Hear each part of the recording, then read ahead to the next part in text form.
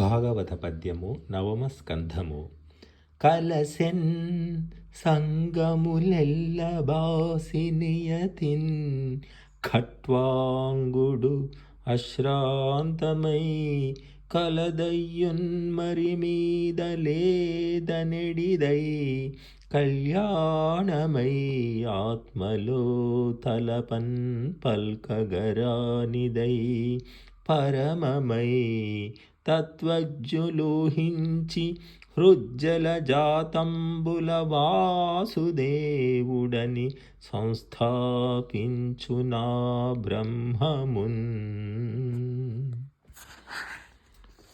అని నిశ్చయించుకొని ఆ ఖట్వాంగుడు లౌకిక బంధాలను తెంచుకొని నిష్ఠతో శాశ్వతమైనది, దానికి మించి మరొకటి లేనిది, కళ్యాణకరమైనది, ఆత్మలో ఊహింపరానిది, పేర్కొనరానిది, అన్నిటికంటే గొప్పది, తత్వం తెలిసిన వాళ్ళు తమ హృదయ పద్మాల్లో స్థాపించుకునేది అయిన పరబ్రహ్మంలో లీనమైపోయాడు.